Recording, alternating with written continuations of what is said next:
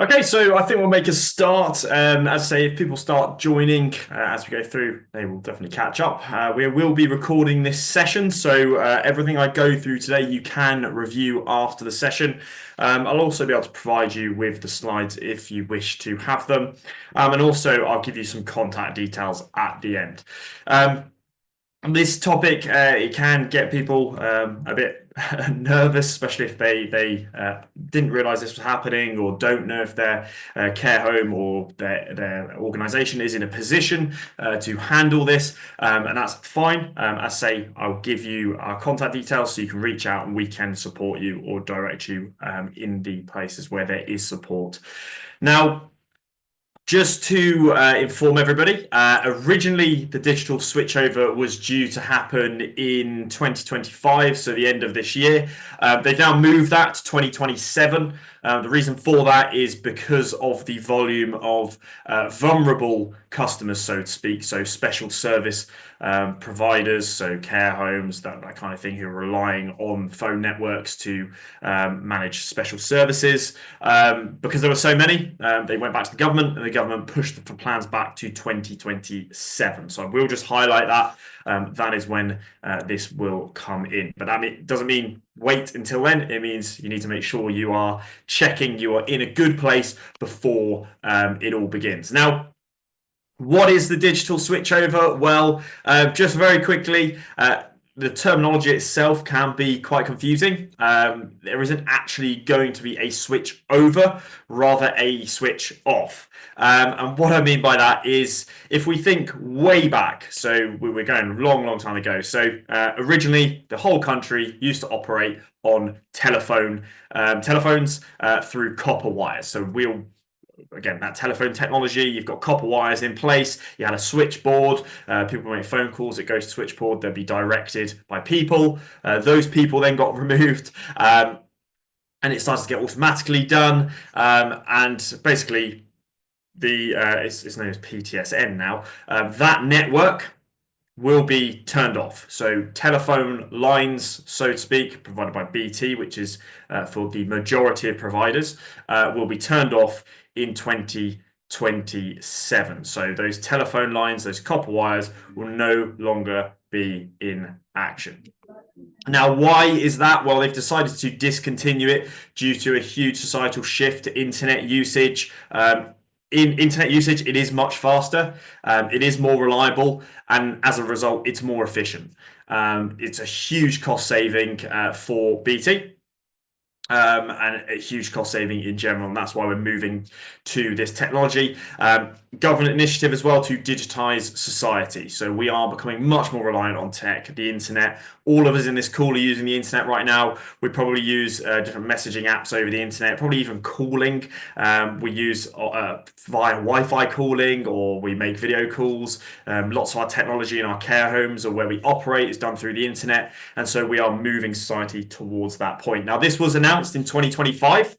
And it was a 10-year plan. So it said in 10 years, we will phase out that old technology, we'll turn off those telephone lines, those copper wires, and we will be a digital society. So that is where that came from. Now, just a very quick timeline, 2018 to 2020, providers were informed, so they were told to stop selling those products with OpenReach, so stop selling products with the telephone lines, those need to be used off those copper wires. And then OpenReach announced a full fiber rollout. So 2021, 2025, they're told to stop selling any of those products and migrate customers to fiber. And that's where we're going. So basically internet we are now working off of. Now, that meant the migration of about 15 million channels. And as I say, right at the beginning of this session, there was a bit of pushback there. Obviously, we have lots of special services that are reliant on those telephone lines, those copper wires. We're not talking just telephones or internet. We're talking, it could be CCTV systems, care systems, door alarms, fire alarms, could all be integrated into that copper wire network. And so the government pushed it back to 2027 just to give that extra time for everybody to get on board with this. Now, again, just a bit more information. It is a total upgrade of every telephone exchange in the country. As I said, they are switching that old system off, so those telephone lines. Um, and local telephone exchange switch off will be replaced with fiber technology. So just very quickly, what is fiber? How does it work? So if we look back at those traditional wired cable, also known as ADSL, internet uses, that uses electric signals and subject to limitations because of resistance with the metal wiring created for the signal. It slows it down, and since power dissipates over time, so the longer that infrastructure has been in place, it dissipates. That will always have a limit, and it will always have a limit to the amount of data those cables can actually carry. Whereas with fiber, that uses light, and that transmits signals along its tube-like cabling. And as such, the only limit is the speed of light. So there is really no resistance there, very fast. But if we're looking at it, you might be sitting there thinking, well, I have fiber. Why is my internet not the speed of light? Well, the reason for that is since a limit is introduced because there are cables. So, for instance, if we give you an example of fiber to the cabinet, which I'll go through in a second, that slows down your fiber internet if you have that. So there are two different types of fiber that might be supplied to your organization or your property. You've got fiber to the cabinet or you've got fiber to the property. Now, I will highlight these because it's important to know what you've got or what you might have going forward. Because as I said, the aim is to move everybody onto fiber eventually and have society operating off a fiber network rather than relying on these lines, and that switch off for the BT, which is what the majority of providers operate on, will be turned off in 2027. So fiber to the cabinet. That describes where fiber terminates, and then the signal is moved down into a metal cabling, which can slow it. That means up to the cabinet. So I'll give you an example here. I have fiber to the cabinet. I live in a rural area. I basically have the small telephone connection box on my wall, which my router is plugged into.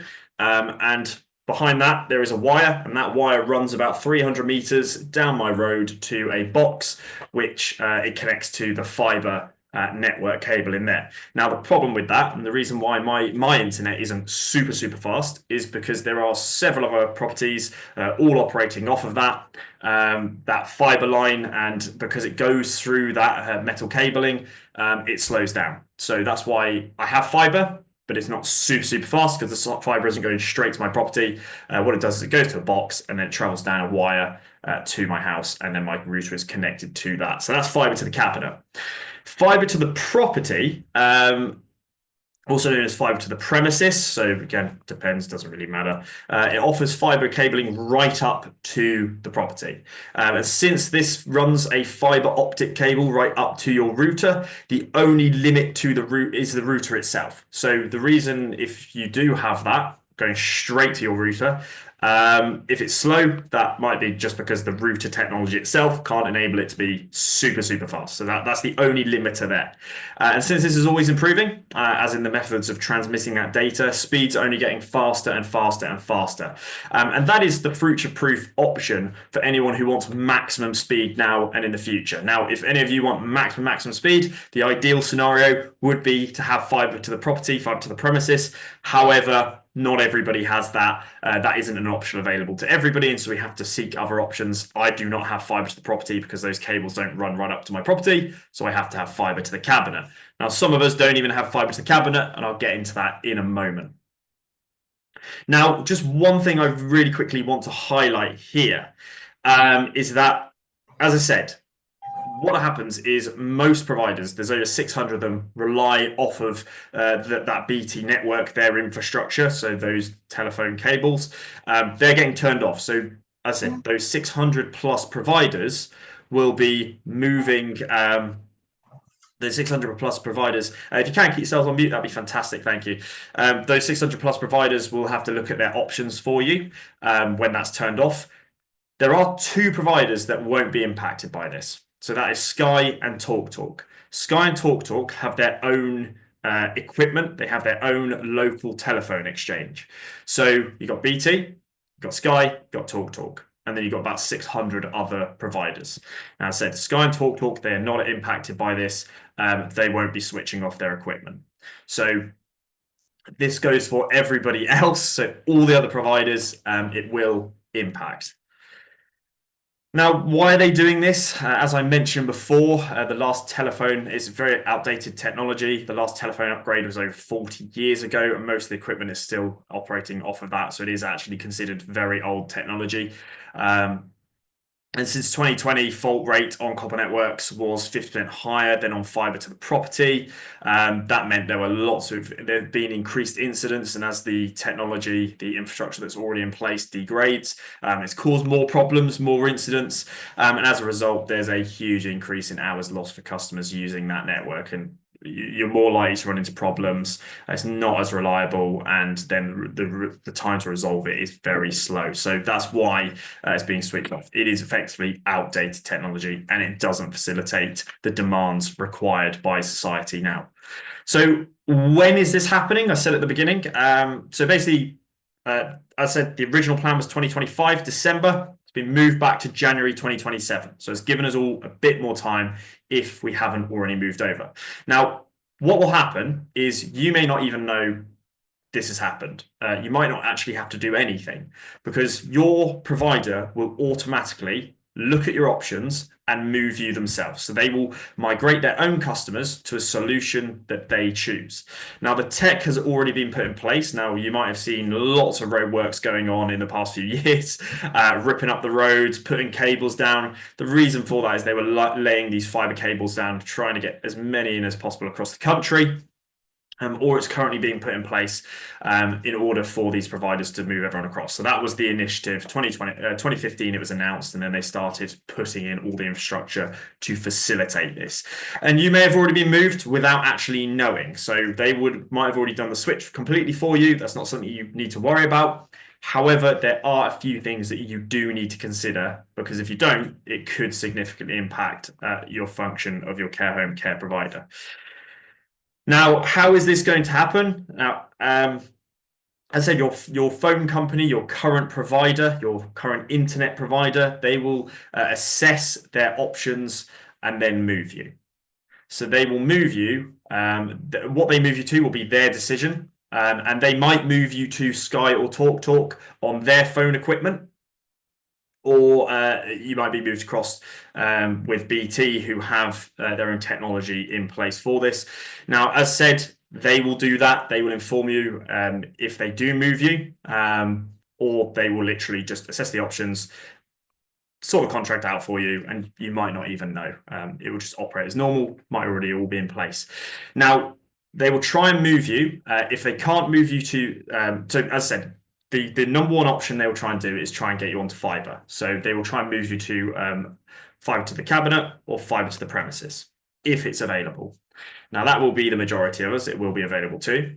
If it is not available to you, that's when they'll try and move you to either Sky or TalkTalk on their phone equipment. And if they can't do that, if there's no fiber and your phone company hasn't agreed to move you to Sky or TalkTalk, that's when BT will then step in, and they will provide ADSL broadband on an old copper line. So this is where it starts to get a bit confusing because BT have come out with some alternative solutions, and I'll just touch on those in a moment.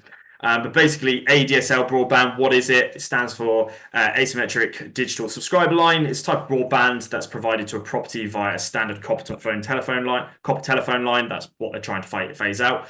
And as mentioned above, as mentioned previously, it's a very slow technology. It's quite an old technology. So it is the slowest and most basic connection option available on the broadband market, ADSL. It offers an average download speed of about 10 to 12 megabits second, which is it's very slow. And that's an average. So you might get much lower than that. And to put it into perspective, basic fiber options allow speeds of about 30 megabits, and then it can go way up, even into the quadruple figures on there, actually, it can go to.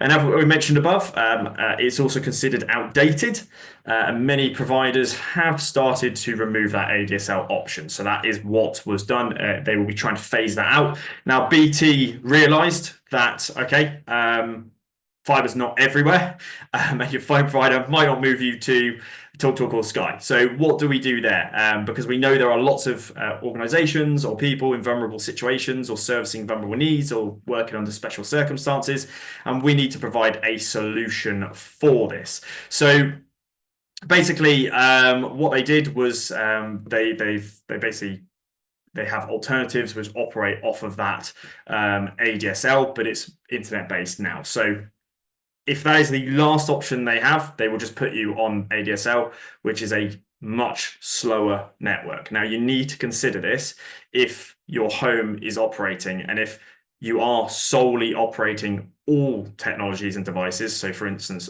your internet, all your devices are operating off that line.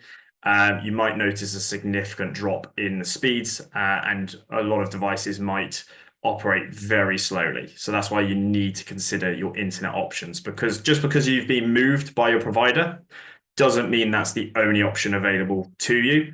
And even if there are certain technologies in the home, such as CCTV systems or personal care devices, alarms, whatever it might be, you might have to operate those off of the line.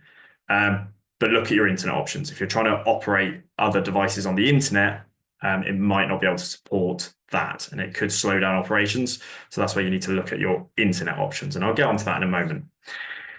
Now, as I said, BT identified special service customers. So this is who they will give that option to. So someone who has a device plugged into a phone line that isn't a phone. So if you're looking for that small telephone box on your wall, I'll show you in a minute what you're looking for. If you've got a device plugged into that isn't a phone, not talking about your router, your internet router might be plugged into that. That will mean you've got fiber to the cabinet, not talking about that.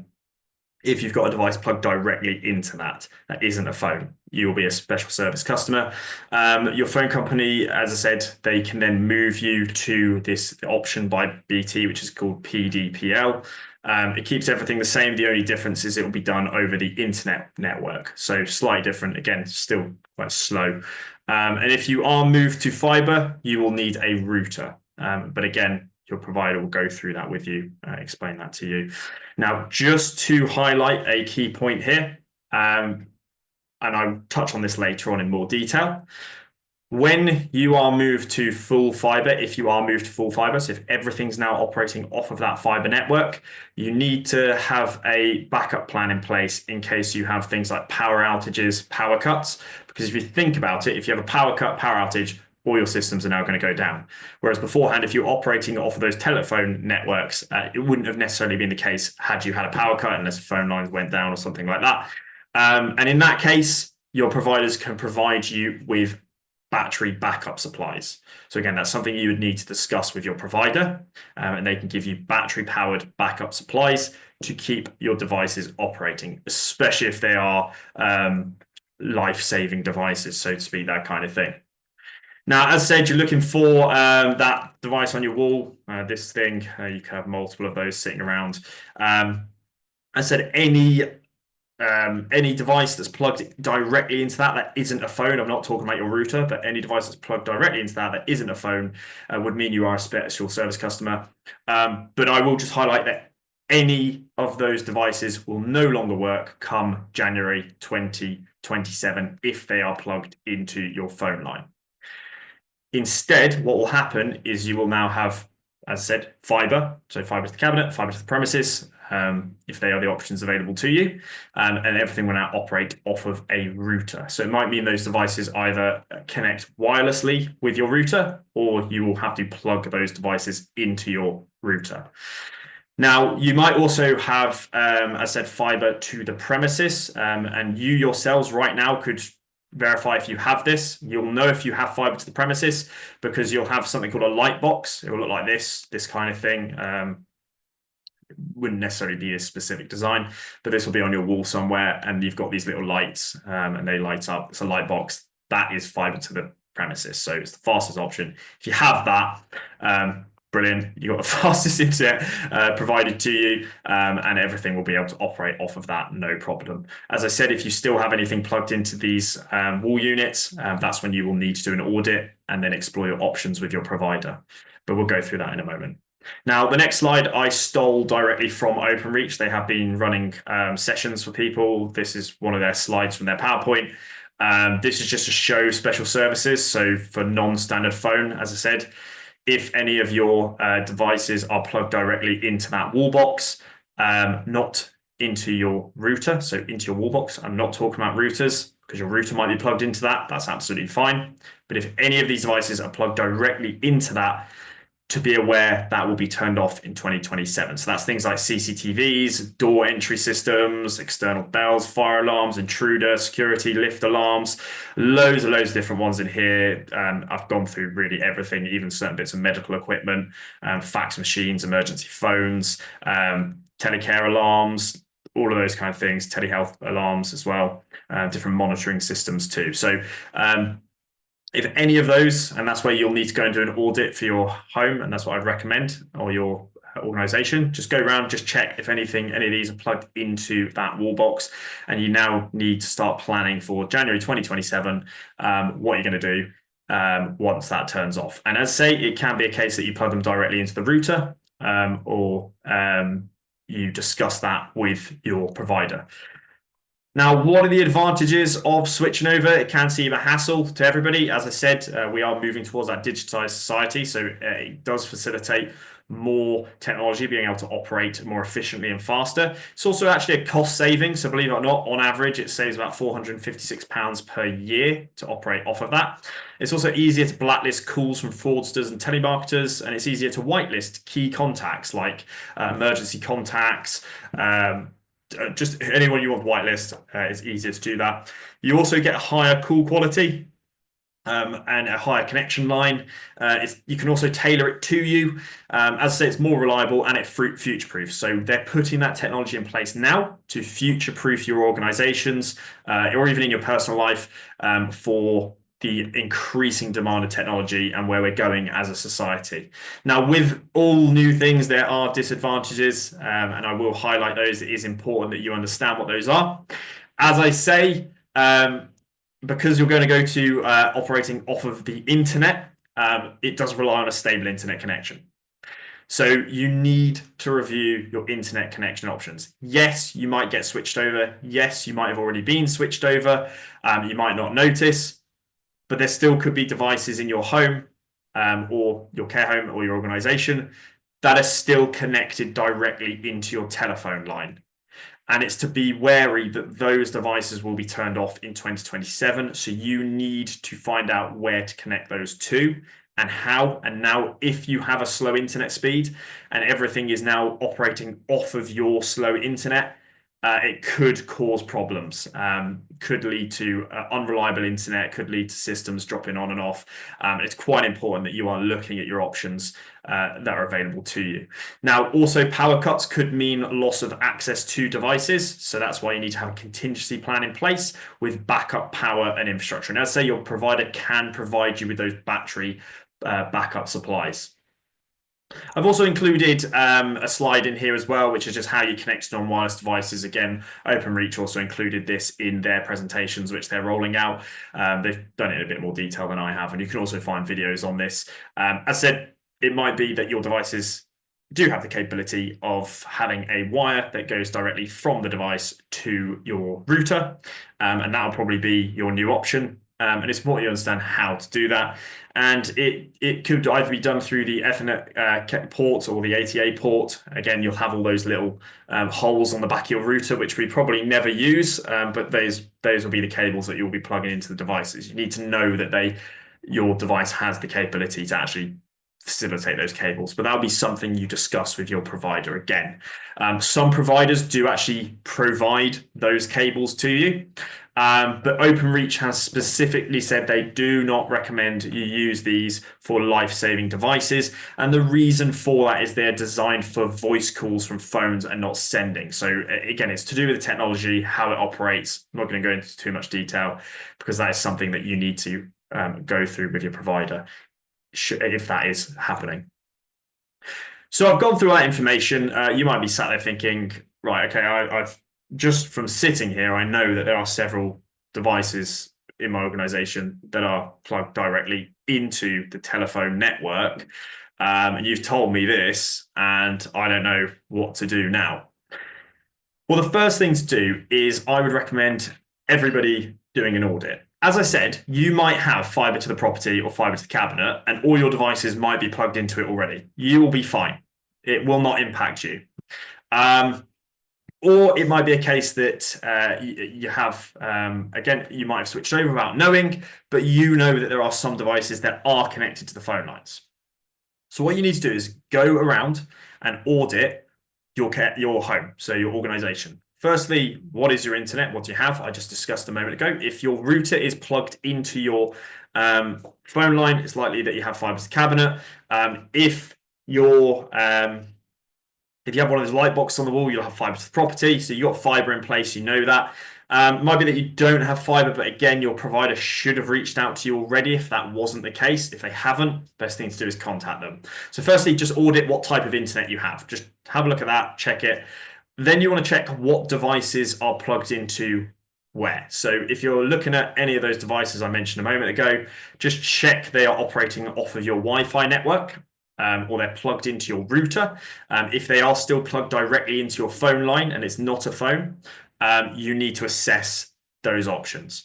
So first thing, go around, check all of this, check your internet, check what's plugged in where, what systems operate off of what. You're really looking for those devices that are using the telephone network. So look for that little box on the wall. If those things are plugged into that, they're likely operating off of they're going directly to the phone line, and that will be switched off. What you want to do then is you want to then contact your device providers. So sometimes the devices themselves, you can actually contact the provider. So whoever has given, say you find a device, might be a CCTV system or an alarm system, and you notice it is plugged directly into the phone network, contact the provider for the device. Do they have solutions to ensure your device will work when the telephone lines are switched off? And it might be they say, yep, you can operate them you can operate them through the internet or on fiber, and we can provide you these cables, and you just need to connect them to the router. So that could be something they go through with you. What you want to do then is check how you get correspondence from your provider as well. This is something that's often overlooked. Where do all your letters and emails go that are from your providers or your internet provider or your service providers? Because you want to be kept up to date with this. It might be that they've already reached out to you, told you that certain options aren't available to you, or told you what they're going to do, or even they might tell you they're moving you all directly onto an ADSL line. And again, if you haven't got that correspondence, come January 2027, you might notice that your internet usage just suddenly falls off a cliff when everything is relying on that one line now. If you haven't heard anything at all, best thing you can do is contact your service provider directly. So just talk to them, see what they are doing in this scenario. As I say, they might have moved you already. Yes, you will still be contained under them, but they will have contracts in place with, as I said, BT, Sky, TalkTalk. If you are on those phone lines, they would have already moved you. But just talk to them. They'll give you the solution. The government has advised these companies to provide support, and a lot of them do have specialist teams in place to handle this as well. So very quickly, audit the home. Just check how all your connectivity is done. If you do have devices that are plugged directly into the phone line, contact your device providers, see how you can get those devices working off of the internet. And if you haven't heard anything at all, just contact the people who provide your service to you. So your internet service provider, your phone provider, whoever it might be, contact them. As I said, they do have specialist teams in place. Now, one thing I will make you aware of, and like with all new things, there are often scams arising because criminals, they are opportunistic. They look for new opportunities where people might be fearful or have to act quickly. That's how they often operate. They get people who have a sense of urgency and fear because that's often when they can catch people the easiest. And they have created scams as a result of this. You may get phone calls or emails. You may get people approaching you directly or your homes directly, telling you that the digital switchover is coming. and they are from your provider, and they can sort it all out for a fee. And what they'll do is they'll take your money and you'll never hear from them again. This isn't something that should cost you unless you switch your provider, and that'll be up to you if you do that. That will not be you getting charged by somebody who is claiming to be your provider.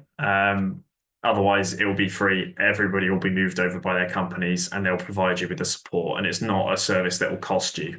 So if anyone's there contacting you saying they're going to charge you for that advice or charge you to, as I said, they are from your provider, be very wary. What I'd say is just hang up on them. Don't reply to the emails. Don't click on any links. Don't click on any links and any emails. Instead, phone your provider yourself and just ask them, did you phone me?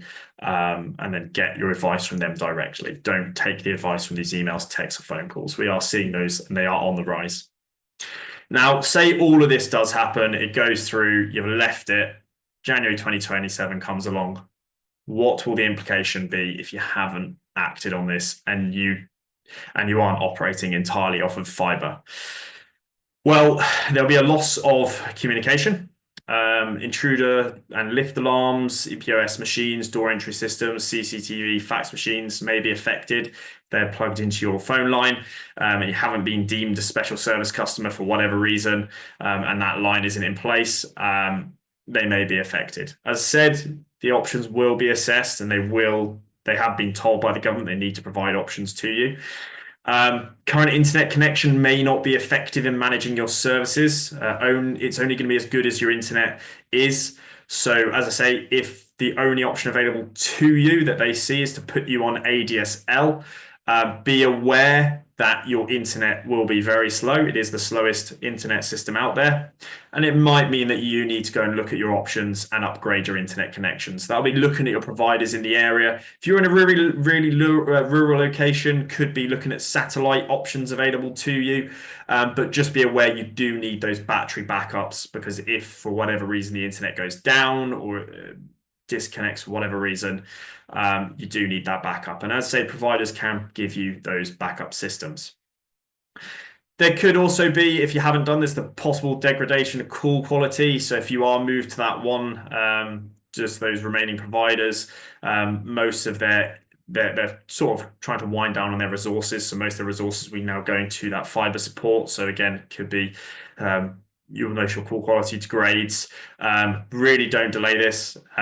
We already anticipate that within a few months of this coming in, you're going to see a huge volume of people suddenly, because this involves millions and millions of customers. This isn't just care homes, this is everybody, so personal as well. You're going to see a huge increase in demand that has been anticipated a few months before this, and there is only a limited number of support, and the costs will get higher as you approach the deadline.